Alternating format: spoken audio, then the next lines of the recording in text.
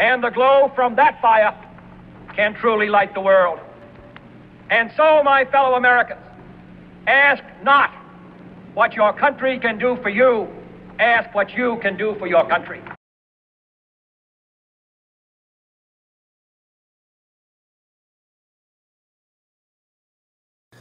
Okay, Lord, just take over. So this is what I saw.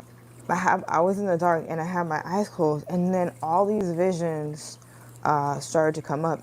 Let me pull up. Okay, so the first thing so this is the first thing I want to say. This is what I saw.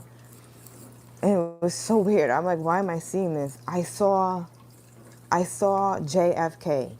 I saw John F. Kennedy. I saw his face.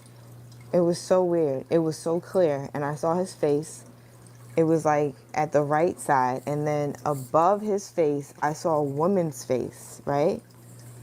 And then after I saw that, then he said JFK assassination, right?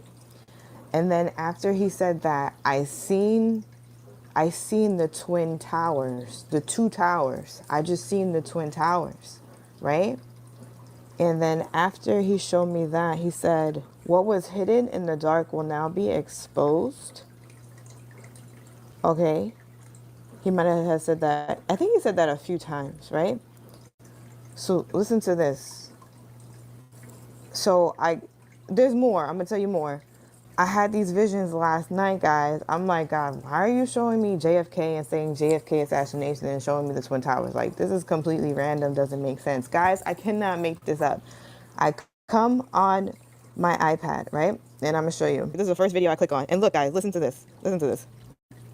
Thank you, everyone. Well, tomorrow marks the anniversary of the JFK assassination. It's hard to believe. November 22nd, 1963. Just like the September 11th attacks, most people can remember exactly where they were the moment they heard this news. Well, okay, I'm going to stop it right there. Guys, that is not a coincidence that I turn on YouTube and the first thing that I see is him talking about the JFK assassination, which I had no idea that it was the anniversary of the JFK assassination on the 22nd. And in the same sentence, he's talking about September 11th. So I'm like, okay. So I told you guys that the Lord has shown me John F. Kennedy. And he said JFK assassination. Then he showed me the Twin Towers, right?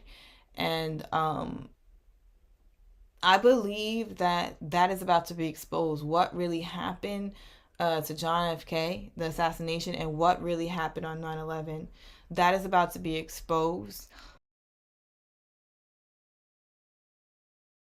So, it appears to be here. President Donald Trump indicated that he would authorize the release of the files connected to the assassination of former President John F. Kennedy, and that is what we have. Last night, March 17th, 2025, 62 years after John F. Kennedy was shot and killed on November 22nd, 1963 in Dallas, Texas, we have the release of these documents. And more specifically, what am I talking about? Over 1,100 PDF documents, 63,000 pages, according to the National Archives. In fact, on the National Archives website, it reads, quote, in accordance with President Donald Trump's directive of March 17th, 2025, so you get an idea of maybe this mad dash to get all this released, all records previously withheld for classification that are part of the President John F. Kennedy assassination records collection are released. The National Archives has partnered with agencies across the federal government to comply with the President's directive in support of Executive Order 14176. As of March 18th, 2025, the records are available to access either online at this page or in person via hard copy or on analog media formats at the National Archives at College Park, Maryland. As the records continue to be digitized, they will be posted to this page. So it's interesting because the president had indicated there are 80,000 pages. So when you hear that and you hear this statement from the National Archives, it essentially means that there could be more documents that come out. Back and alive now, I'm Austin Westfall. It's now been 24 hours since the release of thousands of pages of previously unseen files related to the JFK assassination. The files are available on the National Archives website. Press Secretary Caroline Leavitt being asked about it earlier today at the White House. President Trump also promised maximum transparency and a commitment to rebuild the trust of the American people in our intelligence community. Part of that promise was to fully release previously classified records related to the assassination of former President John F. Kennedy. And he made that happen yesterday. This historic release consisted of approximately 80,000 pages of previously classified records that are now published. The records are available to access either online at archives.gov/JFK or in person, accessible to the American people at the National Archives in College Park, Maryland.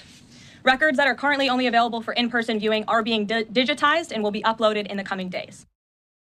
So, Caroline Levitt speaking earlier about the release of the files. We've, of course, been checking in with our friend, presidential historian and author, James Robinault, about all this. James joining us for the second time in 2 nights. As always, James, it's good to see you. We asked the viewers to send in their questions about the JFK files. Mark sent us this question. He asks, who is ultimately responsible for JFK's death? Who gave the order? Of course, the official narrative is that Lee Harvey Oswald was the lone person responsible, James, but from what we've learned from these documents so far, is there any possibility that the answer to this question could change? The answer is yes. I think what we're seeing more and more from these documents as they're coming out, and some of these came out over the last decade too, so we're adding to incrementally the information that we know. But what we're seeing is that the CIA knew that Oswald was involved in pro-Castro stuff in New Orleans, and they knew that he also went to Mexico City to try to get to Cuba. And on top of that, they knew that a group of exiles from Cuba who were in Miami who wanted to overthrow Castro were using Oswald, setting him up. They wanted to use him and manipulate him for their own PR purposes to show a guy who they could say was a Russian defector, a former Marine, and somebody who supported Castro. And they wanted to set him up for those purposes. And at some point, that morphed into, I think, them getting involved in this whole idea of assassinating President Kennedy. So at some point, it changed from just a manipulation PR operation that the CIA knew about, funded, to what could have been something that got out of control. So I think the Cuban exiles more and more are being shown to be the likely people who were involved in the assassination for lots of reasons. And the CIA had funded them. I think it has a lot to do with why these documents have not seen the light of day until now, because either they knew about it and ignored it, or they were complicit. It's been about 24 hours since you and I had our first discussion, since the documents were released. There's, of course, so many to comb through, and there's more to learn day by day. You will be having a piece coming out in Vanity Fair where you talk about some of your big takeaways so far about what you read. You start off by discussing blockbusters, and of course, there is still going to be more to glean from these documents as time goes on. We're just talking about this present day, what's known so far. But as far as blockbuster revelations go, you talk about the legendary James Angleton, a long-suppressed deposition transcript. What did you learn from that? Angleton is one of the most fascinating figures in American history. James Jesus Angleton was his name, and he was the counterintelligence guy in the CIA. Who really went rogue in a lot of different ways, eventually was thrown out of the CIA. But he did testify in 1975 in a secret proceeding to the Senate, and that transcript has been completely quashed in its entirety until now. And all 100 pages are now online. So people are scouring that, and it really looks like he's talking a lot about the operations of the CIA to get to Cuba, to infiltrate Cuba. And, you know, the whole idea was to get Castro out and to do it through means of, frankly, assassination. So it's a blockbuster deposition, and for the first time, the world is seeing it. So what have you learned, I guess? And you've been doing lots of media interviews. You've been making the rounds. You answer question after question, and I know you get a lot of variety when it comes to what you talk about. What are people not asking you about? What do you wish more people would be talking about? I think the thing that's harder for people to do is to kind of pull the camera back and say, how does this fit in the overall story?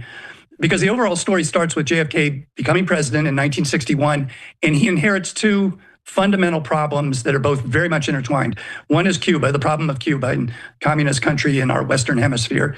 And the other is the CIA and how they're acting and how they're going to act.